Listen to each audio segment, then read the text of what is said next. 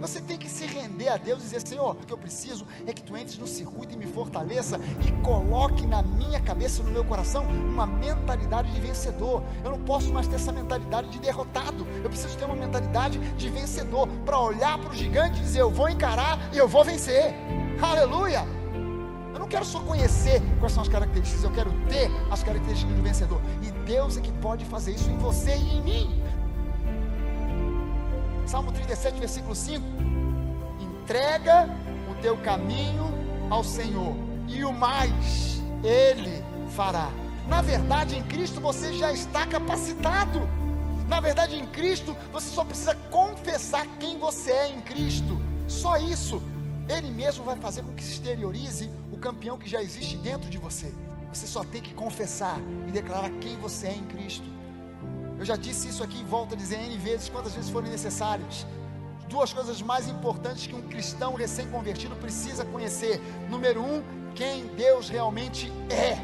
Não segundo a tradição, não segundo as religiões, não segundo a opinião do filósofo, do teólogo, mas segundo o que a Bíblia diz. Se eu quiser entender quem Deus é, basta olhar para Jesus em ação. Jesus em ação é a expressão clara, nítida e perfeita da vontade do Pai em ação. Segunda coisa que eu preciso conhecer é quem eu sou em Cristo. O meu futuro não está embasado ou embutido no meu passado. Quando você olha para o seu passado, o que você vai encontrar são razões de certas coisas que você hoje é no presente. Mas entenda só o seguinte: isso é referente ao homem natural. Se você é um homem ou uma mulher espiritual, o seu futuro está em Cristo. Você não vai conseguir saber quem você é olhando para o seu passado. Você só vai conseguir entender quem você é olhando para a palavra. Na palavra é que está revelada a sua nova identidade. Porque se alguém está em Cristo, as coisas antigas já passaram. Eu sou agora uma nova criatura. Então eu não posso tentar embasar o meu futuro com base na velha criatura. Eu preciso embasar o meu futuro com base na nova criatura que eu sou em Cristo. E aquilo que eu sou em Cristo, ele diz que eu sou santo, que eu fui aperfeiçoado nele, que nele eu sou mais que vencedor, que nele eu sou justificado. Eu preciso conhecer agora quem eu sou em Cristo, e eu preciso ser dirigido pelo Espírito Santo. Se eu quiser chegar onde Deus tem para mim, eu preciso ser dirigido pelo Espírito Santo de Deus. Se eu quero chegar num lugar de sucesso, eu preciso ter essa mente, essa mentalidade, esse espírito de vencedor. Eu preciso saber quem eu sou, quem Deus é. Eu preciso ser dirigido pelo Espírito Santo. Se você tem essas coisas funcionando na sua vida, não tem como errar.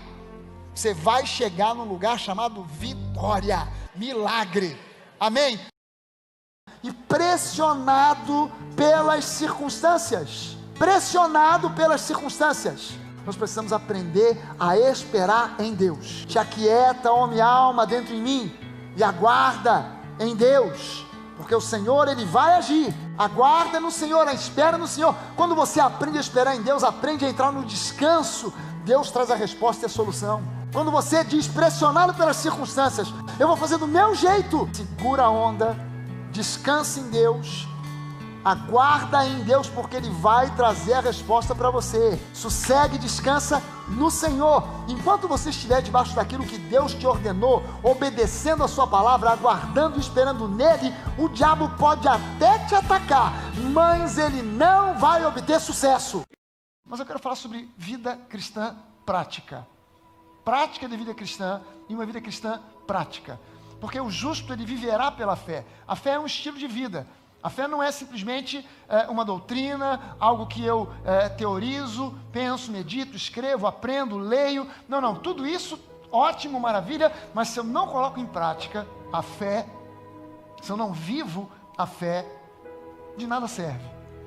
Porque o apóstolo Tiago, ele escreve para nós que a fé sem obras, ou seja, sem ações correspondentes, ela é morta, é papo furado, é conversa. A fé precisa de ações. Ela precisa de atitudes que corroborem a teoria, que corroborem a minha confissão de fé. Deus planejou para você uma vida fantástica. É inadmissível, coloque isso na sua cabeça.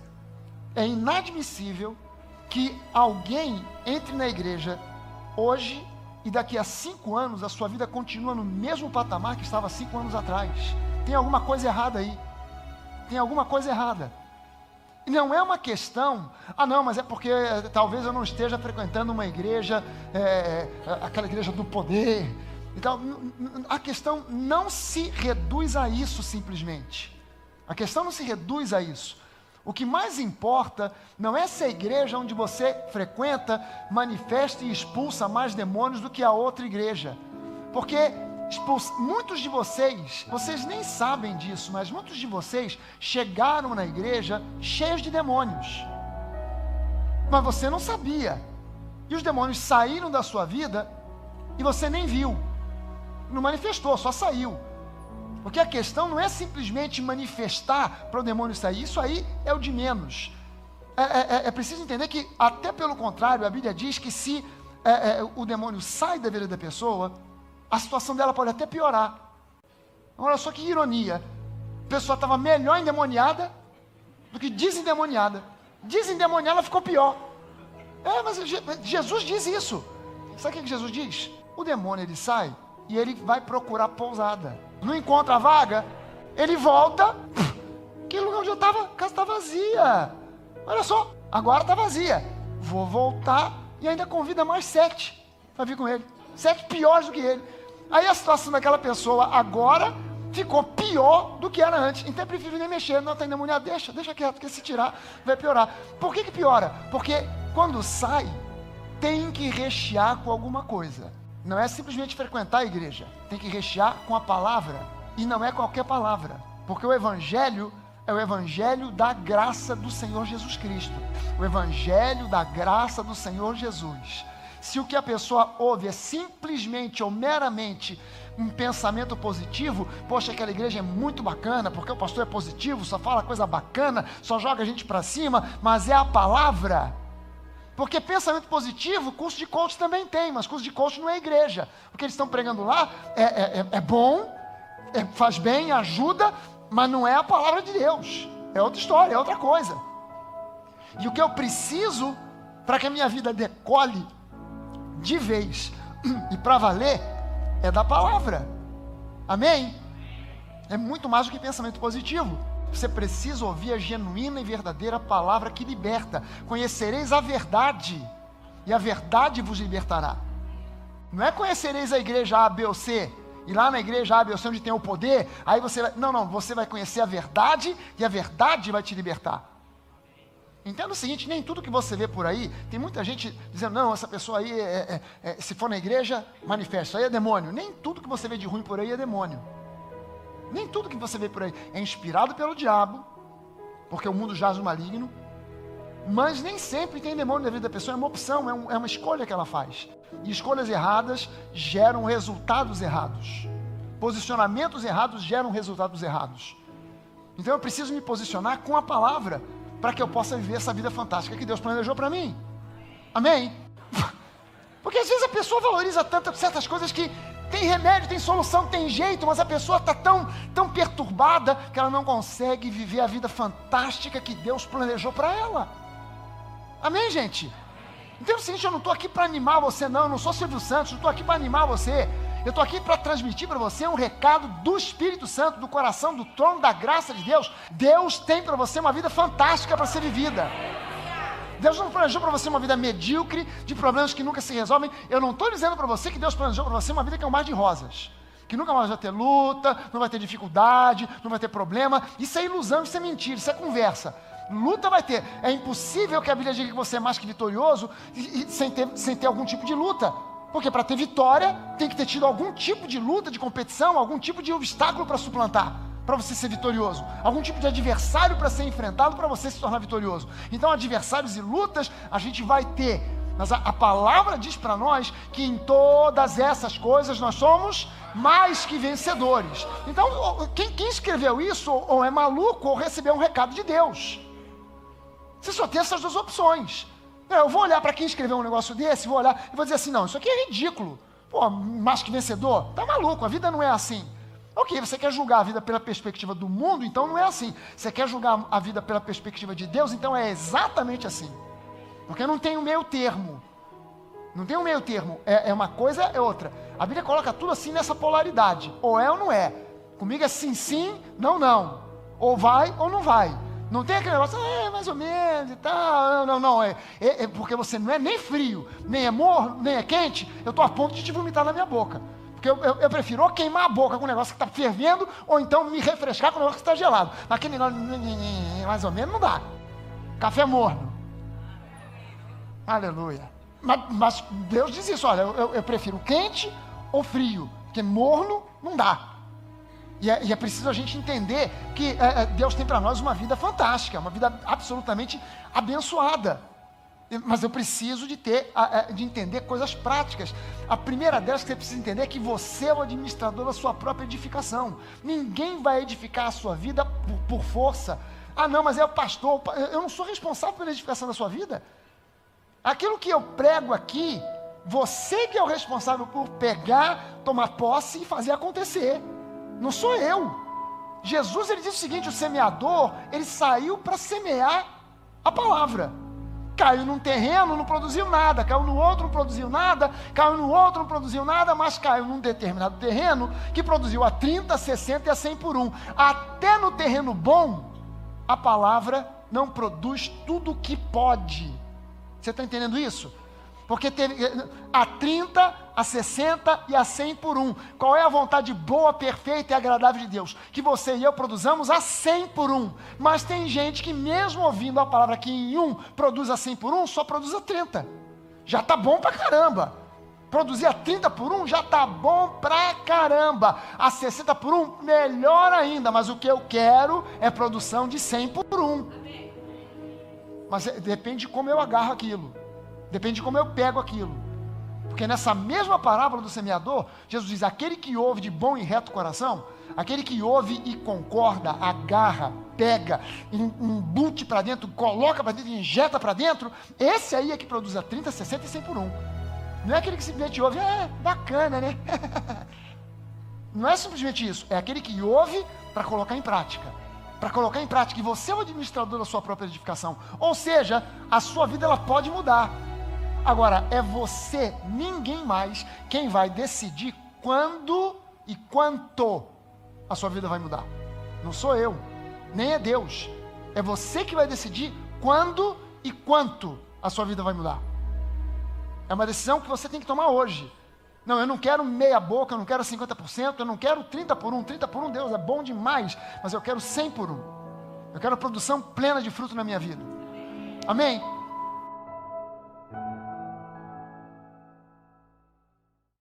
Mesmo que o nosso homem exterior se corrompa, sofra, contudo o nosso homem interior se renova de dia em dia, porque a nossa leve e momentânea tribulação produz para nós eterno peso de glória, acima de toda e qualquer comparação.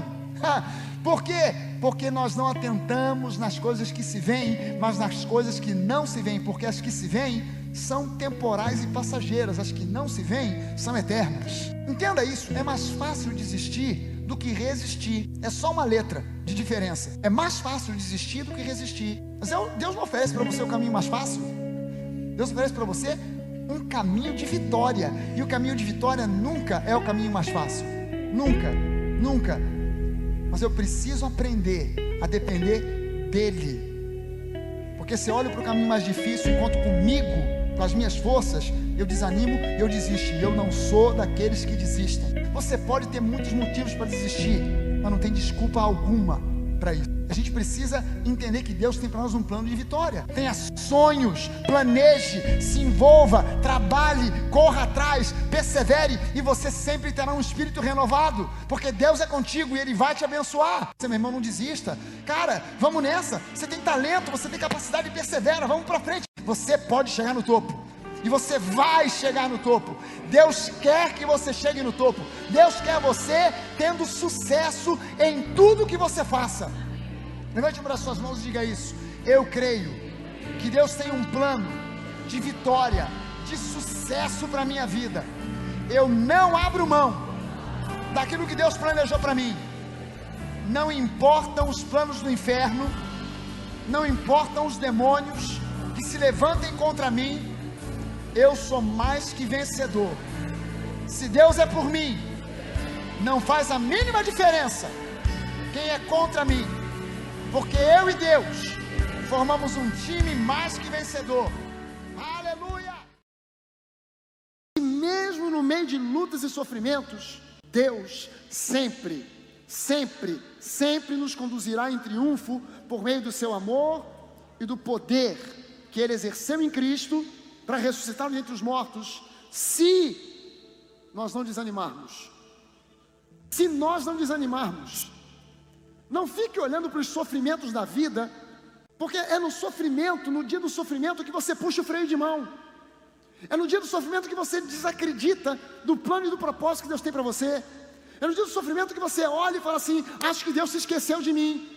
E é onde você senta no meio-fio e começa a lastimar, a reclamar, a chorar. Sabe que eu quando estava na faculdade, não tinha grana para pagar a faculdade. Faculdade de medicina. Minha mãe funcionária pública. Não tinha grana para pagar a faculdade de medicina. Mas a faculdade deu um azar. Todo mundo deu um azar danado, que eu passei. Como é que faz para pagar esse negócio? Aí surgiu um tal de crédito educativo. Aí você tinha que preencher uma ficha. E a ficha você tinha que dizer que você era pobre, necessitado, miserento, lazarento, tudo de, e mostrar tudo que até atestado de pobreza, de miséria, de tristeza, tinha que mostrar aquela montanha de documento, provando que você era aquela coisa infeliz que você estava dizendo que era. E eu consegui todos os documentos, claro, eu era aquilo mesmo. Só que quando eu levei, o sujeito da Caixa Econômica falou para mim: cara, o prazo venceu ontem, perdeu. Eu falei para ele: cara, é ruim, hein? Tu vai ter que dar teu jeito aí, porque, cara, se tem alguém que precisa desse crédito aí, sou eu. Eu preciso desse crédito.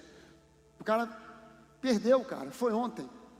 Só tem um jeito: se você sozinho, por conta própria, pegar esses documentos todos, for no Rio de Janeiro, eu estava em Teresópolis, você vai no Rio de Janeiro, leva lá, no lugar lá, me deu lá o endereço. Se você conseguir, ok.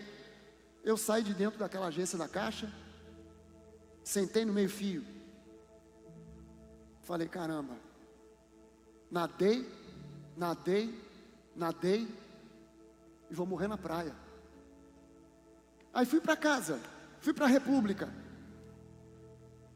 Cheguei lá, comentei com os colegas de casa, da República. Falei: cara, aconteceu isso, aquilo outro.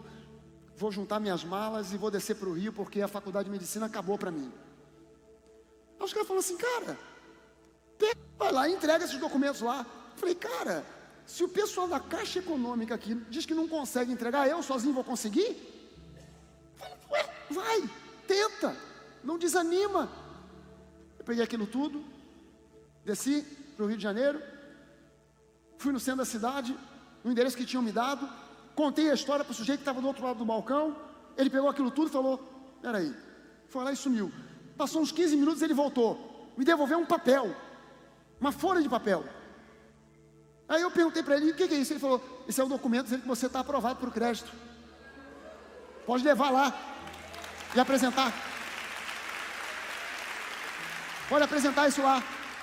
Mas você sabe que a coisa mais fácil naquele momento era ter puxado o freio de mão e dito: acabou para mim, já era, o meu sonho de me formar na faculdade de medicina acabou, tchau, um abraço, foi um prazer conhecer, adeus. Na hora do sofrimento e da dificuldade, a gente não consegue enxergar o fim, mas você precisa começar com o final em mente. Porque quando você começa com o final em mente, você sabe que aquilo é só uma fase, é só um período, é só um momento, e aquele sofrimento vai passar, aquela dor vai ceder, aquele dia vai acabar, vai raiar o sol novamente, aquela nuvem vai sumir, o sol vai voltar a brilhar, e você vai chegar aonde Deus planejou que você chegasse, se você não desistir, se você não desanimar. Sabe que no final da faculdade tinha que pagar, tinha 1 ano de carência para começar a pagar. Passou 1 ano, veio o dia para começar a pagar. E aí fiquei numa briga com a minha mãe. Minha mãe dizia: Não, eu vou pagar, porque eu tinha que ter pago na época, eu não podia, mas agora eu posso. Eu dizia, não, mãe, quem tem que pagar isso sou eu. Poxa, afinal de contas fui eu que estudei, e agora eu estou trabalhando, agora eu já estou recebendo a minha grana, eu vou pagar. Ela disse, não, sou eu que vou pagar. Ela pegou um ônibus, ela ganhou a briga. Vou pagar. Pegou um ônibus para ir ao centro da cidade, para pegar o carnê de pagamento. Chegou lá, a Caixa Econômica estava fechada.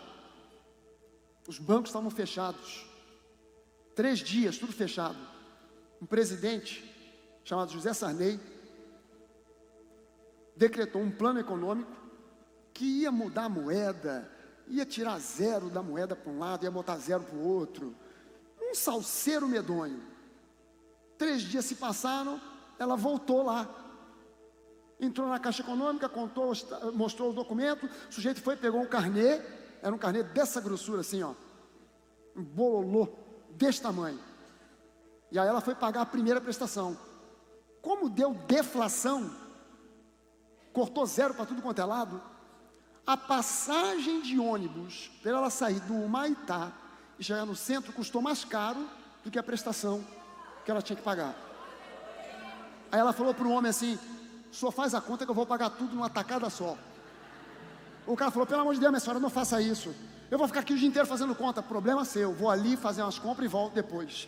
Ela rodou o centro da cidade, almoçou e tal, depois quando ela voltou, o camarada estava com naquele tempo não tinha máquina digital, ainda era aquela máquina com rolo de papel, o rolo assim, no chão da Caixa Econômica inteira, assim, aquele negócio, um montão de conta, e ela pagou tudo numa tacada só. Mas entenda só o seguinte, se naquele dia lá atrás, anos antes, se eu tivesse puxado o freio de mão e dito já era para mim, você consegue entender que Deus mudou a economia desse país por minha causa?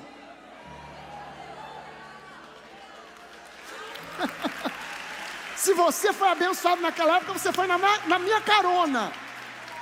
Você só foi na minha carona porque Ele fez aquilo por mim. Mas se eu tivesse puxado o freio de mão e dito já era para mim, perdi, não vai dar mais, esse é o problema. Sabe que a Bíblia diz que nem a morte pode nos vencer, nem a morte pode nos parar, que até na morte a gente tem no lucro. Paulo diz o seguinte, olha, para mim ficar aqui está tudo bem porque eu vou cuidando da igreja, mas se morrer para mim é lucro porque eu vou estar com Cristo. Cara, a gente fica bloqueado por causa de sofrimento. Entenda só o seguinte, você pode ter todos os motivos para desistir. Ele que começou a boa obra, Ele vai completá-la até o dia de Cristo Jesus. Aleluia. Alguém pode dar uma salva de palmas a esse Deus tão bom que nós temos, que é um Deus tão maravilhoso. Toda visão de mundo, qualquer que seja ela, precisa explicar 4 coisas. Número 1, origem. Número 2, significado. Número 3, ética. Número 4, destino. A única visão de mundo que responde a essas 4 coisas com coerência e lógica chama-se cristianismo. O racionalismo não explica a origem. Quando se fala sobre significado, o significado que o racionalismo dá para a vida é 0. Qual é o significado que estamos aqui? Não existe, nós estamos aqui por um acaso. Para quê? Por quê? Não tem para quê nem por quê. A gente só existe e vamos existindo. Se não existe motivo, não existe origem, não tem significado, então a ética é algo que cabe a cada um decidir. A moral do racionalismo é: faça aquilo o que te agrada, faça o que você achar melhor, contanto que não fira ninguém, faça o que você achar melhor. Mas no momento em que você diz, faça o que te agrada, contanto que não fira ninguém, peraí, não fira ninguém por quê? Por que eu tenho que ter um limite? Por que aquilo que me agrada tem que ter um limite? E esse limite é contanto que eu não fira ninguém. E se eu achar que ferir alguém é parte da minha ética? E quem é que vai dizer que você está certo e eu estou errado? Se nós somos seres iguais, por que a sua ética teria mais valor do que a minha? Porque o relativismo coloca as coisas de maneira relativa. Se a ética é relativa, o racional diz então para mim que o nosso destino é o nada. Depois da morte há um vácuo. A única visão de mundo que oferece coerência e lógica é o cristianismo, porque nós acreditamos que existe uma origem. No princípio criou Deus os céus e a terra, e disse Deus, façamos o homem à nossa imagem e semelhança. E Deus disse, façamos o homem à nossa imagem e semelhança. Essa é a origem. E a nossa vida tem significado. Para o racionalista, a vida não tem significado. Por que nós estamos reunidos aqui hoje? Porque nós estamos buscando para nós algo muito mais do que simplesmente ganhar dinheiro, do que simplesmente viver a vida, do que simplesmente acordar segunda-feira de manhã para ir para um trabalho, para esperar sexta-feira, para encher a cara de chope, ir para o churrasco com os amigos e esperar de novo segunda-feira recomeçar. Há um significado maior. Deus tem um propósito para cada um de nós. Nós não somos fruto do acaso. Nós não estamos aqui vivendo simplesmente por um acaso e há um vácuo nos esperando depois. Há um propósito para a nossa vida. Há um propósito para a nossa vida. Mas eu sei que hoje pode ser o meu último dia de vida nessa terra. Mas eu sei que se eu hoje passar dessa para a morte, algo me espera amanhã. Eu não vou daqui para o vácuo, eu vou para a presença de um Deus vivo. Só existe significado na visão de mundo cristã. Nós acreditamos num Deus vivo que explica para nós na sua palavra quem nós somos, de onde nós viemos, por que estamos aqui e para onde nós vamos. Porque nós acreditamos que há um propósito além de simplesmente ganhar dinheiro, trabalhar e criar crianças. Nós acreditamos que há um propósito para a nossa vida que tem repercussão para a eternidade.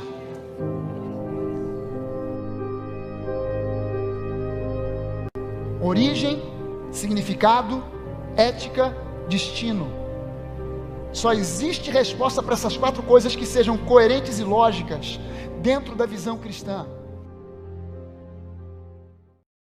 Saul olhou para o gigante Golias, ele disse, caramba, é muito grande. Não dá para encarar não dá para encarar, é muito grande. Davi olhou para o mesmo Golias, e disse, caramba, é muito grande, não dá para errar.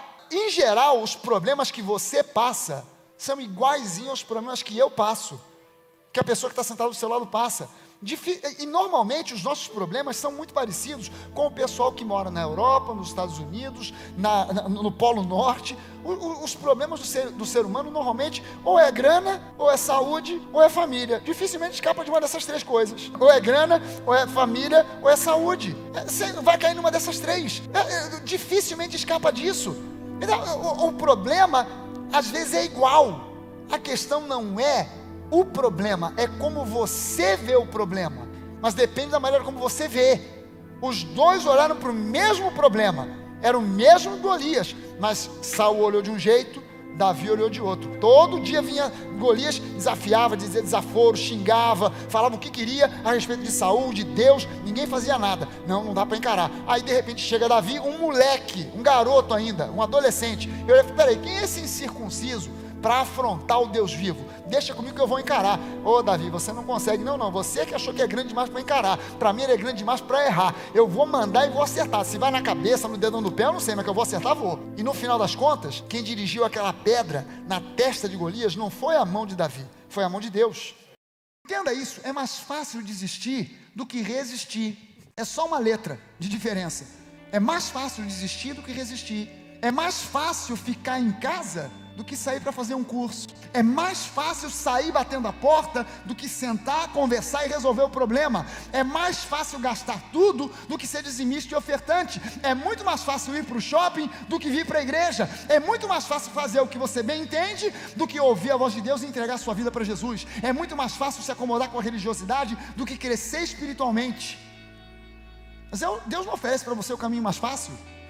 Deus oferece para você um caminho de vitória. E o caminho de vitória nunca é o caminho mais fácil. Nunca. Mas eu preciso aprender a depender dEle. Porque se eu olho para o caminho mais difícil e conto comigo, com as minhas forças, eu desanimo, eu desisto. E eu não sou daqueles que desistem. Amém, gente? Pare de olhar para trás e se colocar como vítima. Pastor, mas eu nasci na favela, porque eu sempre fui pobre, eu passei fome. Meu pai do céu. Quando eu lembro, pastor, para de olhar para o passado. Para de olhar para isso. Você passou por poucas e boas na vida? Quer trocar de lugar comigo? Vamos voltar no tempo? Você fica no meu lugar, eu fico no seu? Cara, todos nós passamos por poucas e boas. Raras são as pessoas que podem dizer, pastor, nasci, cresci numa família tão ajustada, tudo certinho, só tinha nerd na minha família. Pai, mãe, avós, primos, tio, todo mundo nerd. Não teve nunca divórcio, nunca teve briga, só festa, alegria, calma e paz. Aleluia. Você está me descrevendo o céu. Você, na verdade, não é uma pessoa, é um fantasma. Já morreu e não está sabendo disso. Pare de olhar para trás e se colocar como vítima. Deus tem um propósito para você. José podia se colocar como vítima, não podia? Cara, eu passei por tantas, agora é minha vez. Não, José ignorou o seu passado, porque ele entendeu. Em tudo aquilo que aconteceu comigo, tinha um propósito. Quem costuma assistir aqui luta de MMA? Na televisão, UFC? Quem costuma assistir? 1, 2, 3, 4, 5, só mais 5, o resto é tudo mentiroso. Não assiste, mas não quer dizer. Eu gosto pra caramba de assistir. Aí, disputa do campeonato, do cinturão de ouro daquela categoria. O lutador entra no octógono, entra o adversário dele, 5 rounds, eles se estapeiam, socam, soco pra lá, soco pra cá, intervalo, volta, o camarada tá suado, ele sangra, ele perde um dente, leva um soco, ele cai, quase que desmaia, quase que é nocaute, ele consegue levantar, pega o outro, dá um matalhão no último minuto da luta no 5º round, ele dá um matalhão e pum, apaga o adversário, ele vence, vai pra casa com um cinturão, um cheque de 10 milhões de dólares. Ele chega em casa, ele bate na porta, a mulher abre a porta, tá faltando um dente, um olho tá inchado e roxo, tem um corte na cara que ele levou ponto, ele olha para ela e fala, querida, venci. Fala meio soprado porque tá faltando um dente, né? Querida, venci. Ela pega o cheque, deposita e vai pro shopping fazer compras. Ele é um vencedor, ela é mais que vencedora. Ela não deu um soco. Não deu um soco, não deu um balão em ninguém e vai pro shopping para gastar 10 milhões de dólares. Você não passou por nada. Jesus passou. Jesus levou os socos, as ofensas, teve a barba arrancada, levou uma coroa de espinho, foi pregado numa cruz. Você não sofreu nada disso, ele sofreu isso por amor a você, para que você hoje possa viver pela graça. Aleluia! Glória a Deus! Aleluia! O dom da justiça é um estado, é um modo de ser, é um presente que me transforma no meu espírito e que determina quem eu sou. O dom da justiça não é aquilo que eu faço, é aquilo que eu sou, ok? E assim, se alguém está em Cristo, é uma nova criatura. Não será um dia uma nova criatura, é uma nova criatura. As coisas antigas já passaram, ou seja, o dom da justiça, o ter me tornado justiça de Deus, justo, agora é o que eu sou. Não é um título que eu tenho, é aquilo que eu sou. Não é um crachá que Deus me dá, é uma condição do meu ser, é o que eu sou. Em Cristo, eu sou justo. O que determina a minha justificação diante de Deus não é o que eu faço, mas é quem eu sou. Lá em 2 Coríntios 5,17 dizia assim, se alguém está em Cristo, é nova criatura. As coisas antigas já passaram, e eis que tudo se fez novo, eis que se fizeram novas. Isso é uma nova consciência que nós precisamos ter, quem eu sou em Cristo. Como é que eu vou saber quem eu sou em Cristo? Não dá para eu olhar para o meu passado para saber quem eu sou em Cristo, eu tenho que ir na palavra. Não sabeis que sois santuário de Deus, e que o Espírito de Deus habita em vós. Se você é santuário de Deus, o santuário de Deus, tanto o tabernáculo, quanto o templo de Salomão, não foi construído com palha e com feno, mas foi construído com prata, com ouro e com pedras preciosas. Então eu não posso agora ficar recebendo na minha vida palha. Eu preciso de ter edificado sobre a minha vida, é ouro, é prata, é pedra preciosa. Eu preciso saber quem eu sou em Cristo, eu preciso saber quem Ele é de fato, eu preciso tomar posse daquilo tudo que Ele já me concedeu por causa da cruz. Isso é a genuína fé em ação. É você não simplesmente ouvir, mas ouvir e fazer, ouvir e praticar, sabendo que Deus abre hoje uma porta, amanhã vai abrir outra, e depois mais outra, e depois mais outra, e de repente quando você perceber, você está sendo alvo de bênçãos que você nunca imaginou, que você nunca pensou, que você nunca sequer sonhou, ou você sonhou tão pequeno e de repente Deus está começando a te dar tão grande, que não tem outro jeito de você não atribuir ao sobrenatural, a Deus, a honra, a glória e o louvor por tudo aquilo que está acontecendo na sua vida. Grave, nunca se esqueça dessa lei espiritual. Nós escolhemos o nosso destino pelo modo como nós respondemos aos chamados que Deus nos faz. Escolha a vida.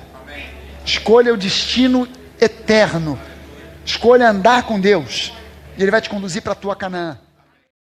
Teria alguém melhor para pregar para você do que Jesus em pessoa? Mas se não houver no seu coração a disponibilidade de receber a palavra pregada, nada vai acontecer. É Jesus pregando a verdade das verdades. É o Filho de Deus pregando. Mas se não houver um coração disponível para receber, não vai acontecer nada. Ah, pastor, não. Jesus falando, todo mundo cai de joelho e se rende. Pois é, mas Jesus, lá atrás, nos evangelhos, a mesma palavra que Jesus pregava, produzia em uns cura, libertação, vida abundante. E em outros, gerava vontade de matá-lo. Porque num coração havia abertura para receber, e no outro, um coração trancado e fechado que não recebia nada. Eu não posso ser, diante da palavra genuína, verdadeira, eu não posso ser como um espelho que reflete, que rebate. Eu preciso ser como uma esponja que absorve. Veja só o seguinte, se você hoje tem 40 anos, você já viveu cerca de 14.800 dias. Se você tem 60, você já viveu 22.000 dias. Quantos desses dias foram dias proveitosos? Quantos desses dias foram dias que você olha para trás e diz, dias desperdiçados? Salmo 90, os versículos 8 e 9, diz o seguinte: diante de ti puseste as nossas iniquidades, sob a luz do teu rosto, os nossos pecados ocultos. Esse salmo aqui, Salmo 90, é um salmo onde o salmista, ele começa a expor aqui qual é o drama de se viver debaixo do peso da lei. Caramba, eu estou vivendo debaixo do peso da lei, diante de Deus. Por causa da lei, todos os meus pecados e iniquidades são colocados diante de uma luz, de um foco de luz. E Deus olha para todos eles, até mesmo os pecados ocultos, esse facho de luz que a lei manda, são expostos. Pois todos os nossos dias se passam na tua ira, acabam-se os nossos anos como um breve pensamento. Cara, quem vive debaixo da lei, vive torcendo para a vida acabar mais rápido. Não tem o prazer de viver. A causa de muitas pessoas andarem hoje, e isso está acontecendo numa medida endêmica. Todos os dias a gente recebe notícia de gente da igreja, de familiares de gente da igreja, que estão com síndrome do pânico, com depressão, com angústia, que não estão conseguindo sair de casa para trabalhar, que estão sofrendo na sua mente. A pessoa não tem coragem de sair de casa, não é porque tem um cachorro, um pitbull lá do lado de fora que vai matá-la, não é porque tem um leão no meio da rua solta que vai destruí-la, é por causa de um pensamento. É um pensamento, uma coisa imaterial, que segura a pessoa numa cama, que faz com que ela fique uma semana prostrada, sem comer, sem tomar banho. Não é alguém que prendeu para torturá-la, não é alguém que sequestrou e colocou essa pessoa num quarto escuro, sem comida. Não, é meramente um pensamento, mas tem alguém que sequestrou essa pessoa, e essa pessoa que sequestrou chama-se Satanás.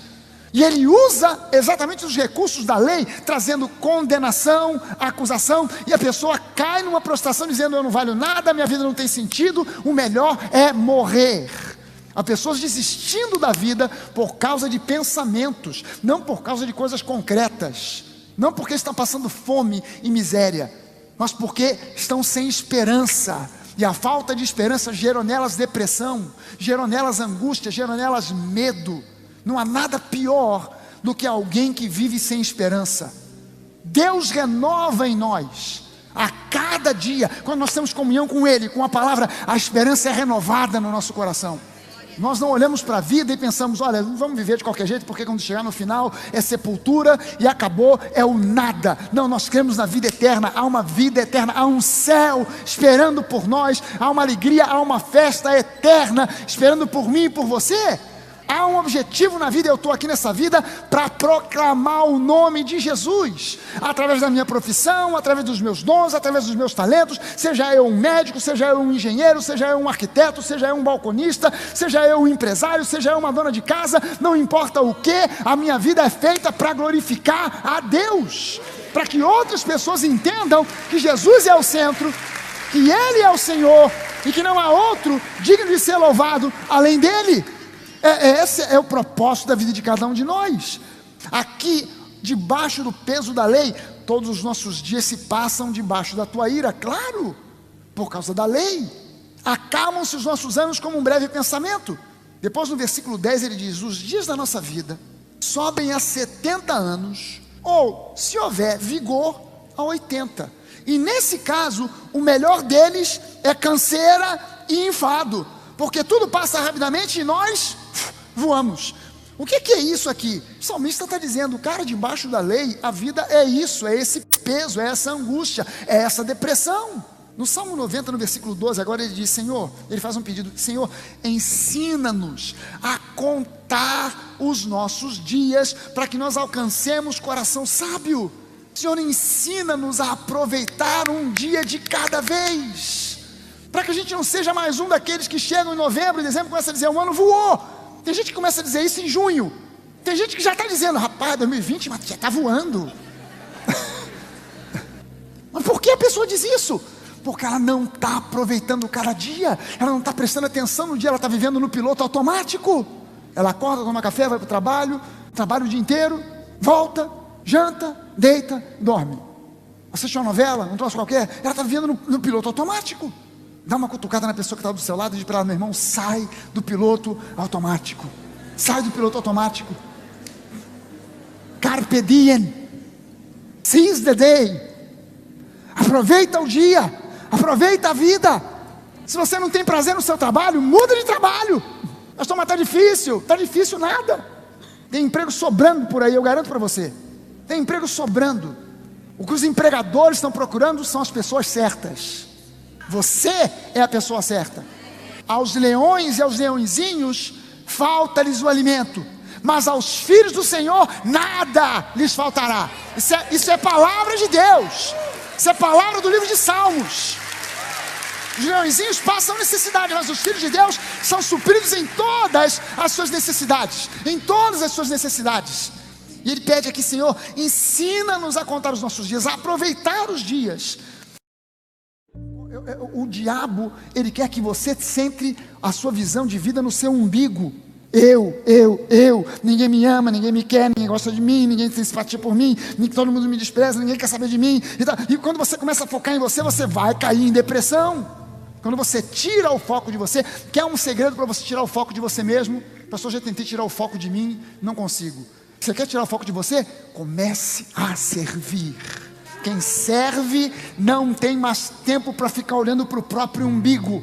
Quem serve, não importa como, se disponibilize. Pastor, quase não tenho tempo, mas você tem tempo. Todos nós temos tempo. Todos nós temos o mesmo tempo. Eu não tenho 28 horas por dia, eu só tenho 24, igualzinho a você. Todos nós temos o mesmo tempo. É uma questão de estabelecer prioridades. Quando eu priorizo certas coisas, eu desprezo certas outras que não necessariamente são ruins ou pecaminosas, mas que não têm espaço para ser prioridade. E eu preciso saber o que é prioridade na minha vida para poder ter espaço e tempo para servir. Porque quando eu sirvo, a Bíblia diz que é mais abençoado, mais bem-aventurado servir do que ser servido. Quando eu olho para Jesus, eu vejo um mestre que me ensinou pelo exemplo. Ele tirou a túnica, botou uma toalha e foi lavar os pés dos discípulos, serviu o pão, serviu o vinho e disse, vocês compreenderam o que eu fiz? Aquele entre vocês que quiser ser o maior, seja aquele que vos sirva, que sirva aos outros. Eu fiz isso, façam também vocês uns aos outros. É o exemplo que Jesus nos deixou. Esse é o grande exemplo que Jesus deixou para nós. A situação em muitas igrejas é que você vê gabinetes de aconselhamento lotados e frequentemente a mesma pessoa precisa ser aconselhada 1, 2, 3, N vezes. O verdadeiro aconselhamento é esse. Número 1, Deus ouve a sua oração. Levante uma das suas mãos e diga isso: Deus ouve a minha oração. Em segundo lugar, o Espírito Santo habita em você. Você pode dizer isso: o Espírito Santo habita em mim. Então, ouça a direção que Ele te dá. Use a sua fé. Ouça a pregação da palavra. Leia e confesse a palavra. Submeta a carne ao seu espírito nascido de novo e também ao Espírito Santo de Deus. haja como Jesus agiria e tudo vai dar certo. Dê ouvidos à voz, e essa é a parte mais importante. Dê ouvidos à voz do Espírito Santo no seu coração. Ele é o melhor guia para tudo na vida. Para tudo na vida. Você pode ter ouvido o conselho do pastor, de um irmão muito experiente, de um parente, do seu pai, do seu avô, mas acima dessas vozes, que são vozes dignas de serem ouvidas, acima dessas vozes está a voz do próprio Deus, falando através do Espírito Santo no seu coração. Faça, não faça, vá, não vá. Pastor, mas eu não ouvi uma voz dizendo vá ou não vá, faça ou não faça. Mas a Bíblia diz que a paz de Cristo deve ser o árbitro do nosso coração. Pastor, eu disse que eu vou, eu disse sim, mas eu não senti paz, então não vai, então não faz. Pastor, eu disse sim, todo mundo está dizendo que vai dar errado, mas eu disse sim e senti paz, então vai lá. Você é um crente nascido de novo, você tem o Espírito Santo, sentiu paz, Deus vai honrar. Não sentiu paz, é maluco, rapaz, vai recusar uma oferta dessa, como é que pode, está doido? Mas eu não senti paz, então, se eu perdi para ganhar. Amém? Sabe, o Senhor é bom em todo o tempo, e em todo o tempo o Senhor é bom. Deus não muda, Ele não se altera, Ele não olha para você hoje de um jeito, amanhã de outro. Ele não te ama hoje, amanhã te odeia. Ele tem planos de vida vitoriosa para você hoje, mas amanhã Ele muda de ideia e traça novos planos para você. Não, a Bíblia diz que os planos que Deus traçou para nós, para mim e para você, foram traçados antes da fundação do mundo. Não depois que eu nasci e cometi uma porção de erros, uma montoeira de pecados. Não. Se fosse com base nisso, Deus ia ter que ter uma prancheta na mão para cada um de nós. E os planos que eu tinha aqui para o Bill e para a Alita, rapaz, eram planos maravilhosos. Mas olha só, o cara pisou na bola aqui, ali, acolá, vou ter que alterar os planos. Rapaz, que pena. Olha lá o Caio, tinha um plano maravilhoso para ele. Rapaz, o cara agora casou, vou ter que mudar os planos.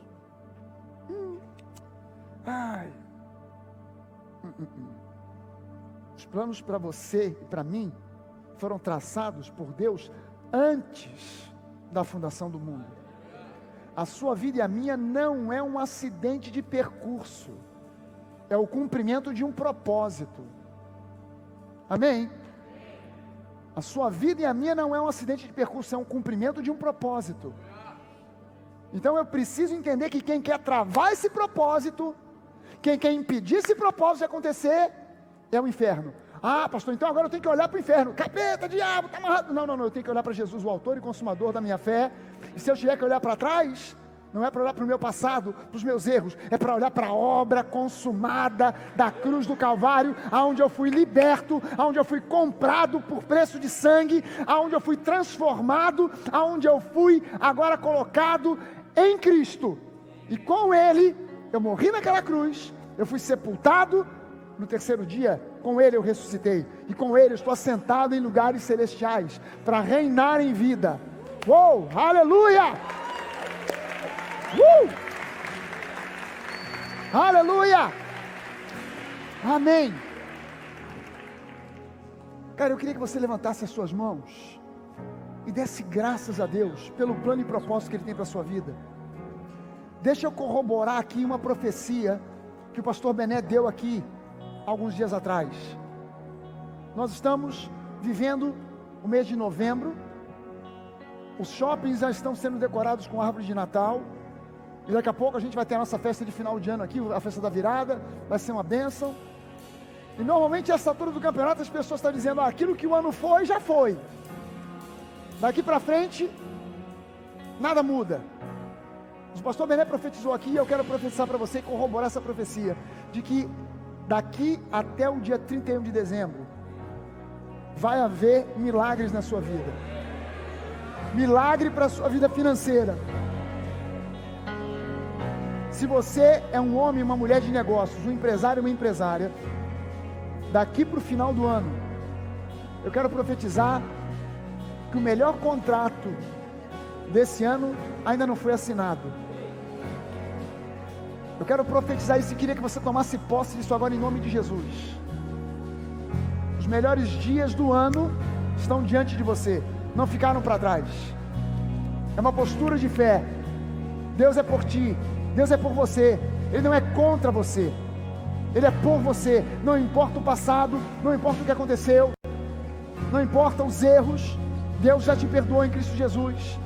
Se você tem um coração sincero de olhar para Deus e dizer: Deus, eu reconheço, eu pisei na bola, eu errei,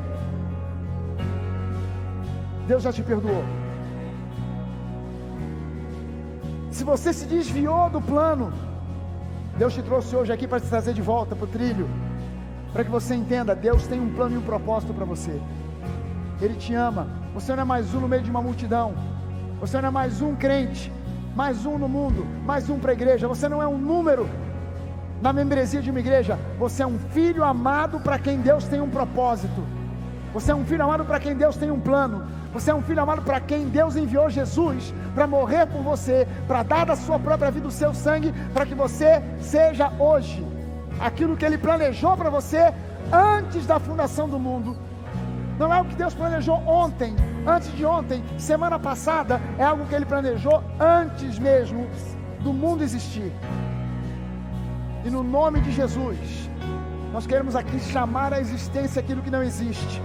As finanças que não existem, nós queremos chamar à existência. Meu Deus, não importa a situação financeira do país, não importa a crise que o país está vivendo, não importa a situação da política externa, não importa o que está acontecendo na Europa, nos Estados Unidos, na Ásia. O Senhor é o nosso Deus, é o Deus que é o dono do ouro e da prata. O Senhor pode e vai fazer um milagre, em nome de Jesus, em nome de Jesus.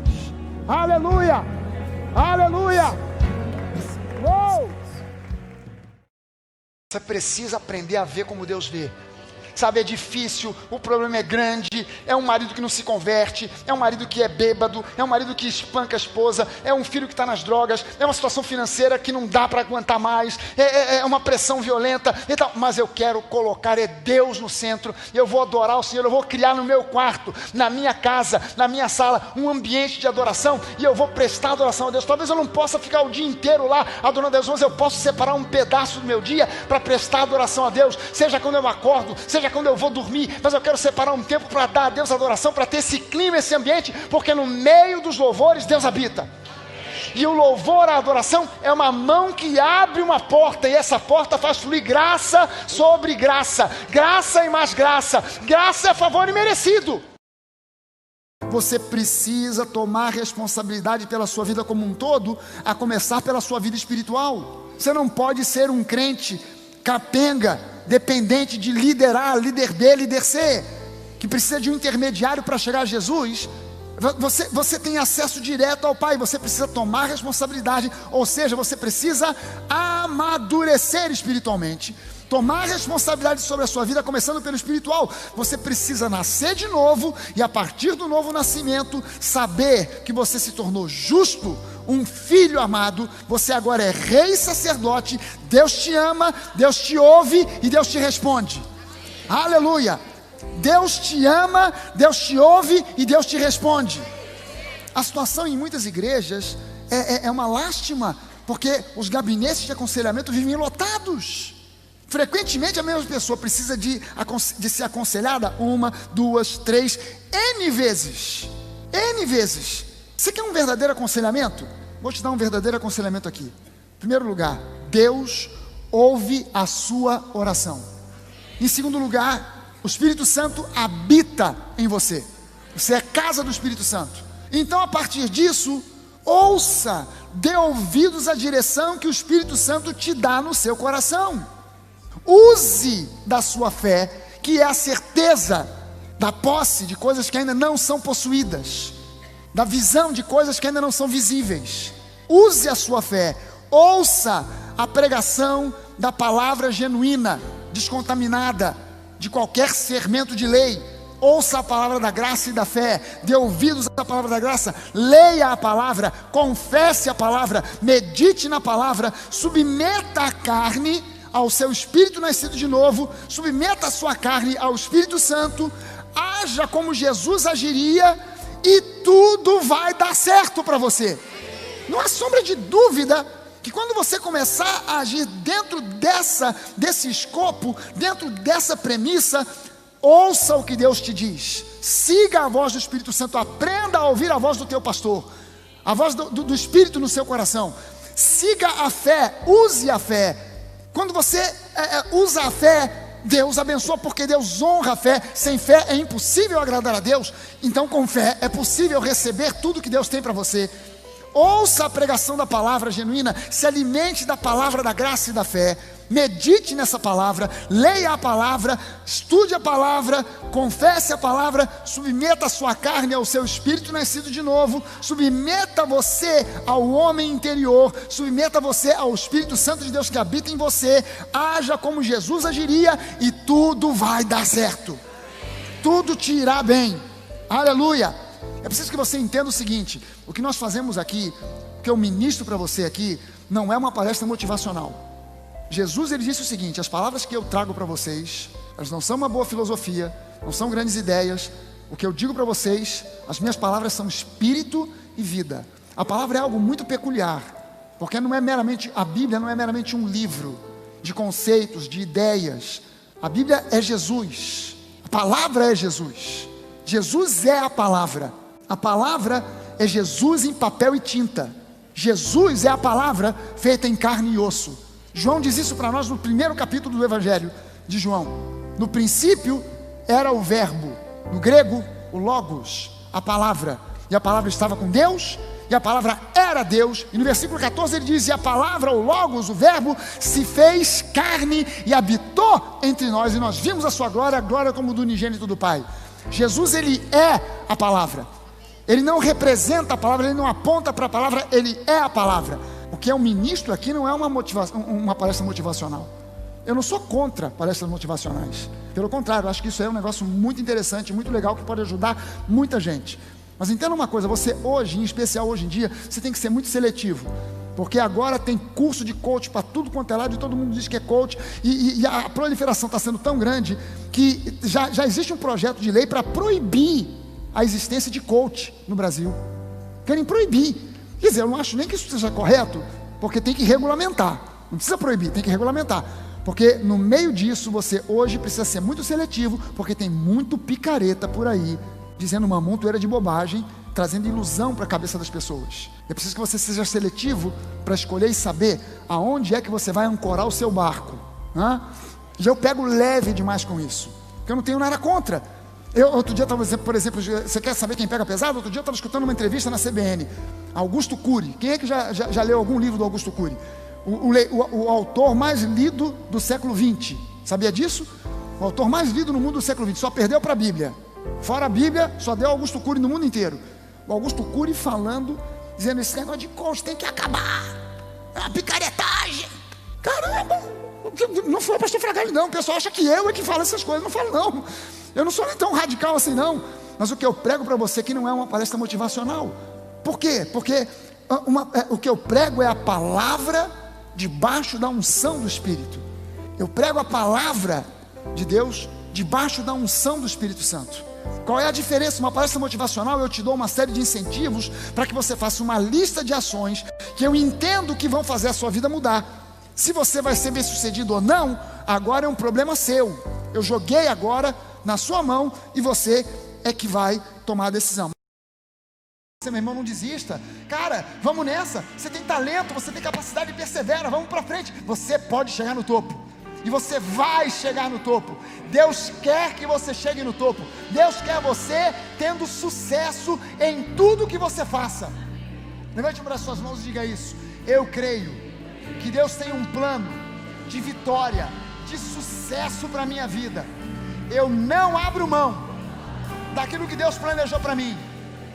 Não importam os planos do inferno, não importam os demônios que se levantem contra mim, eu sou mais que vencedor.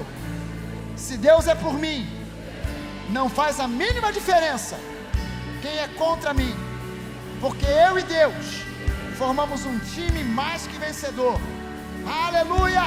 Dê uma salva de palmas ao Senhor. Aleluia!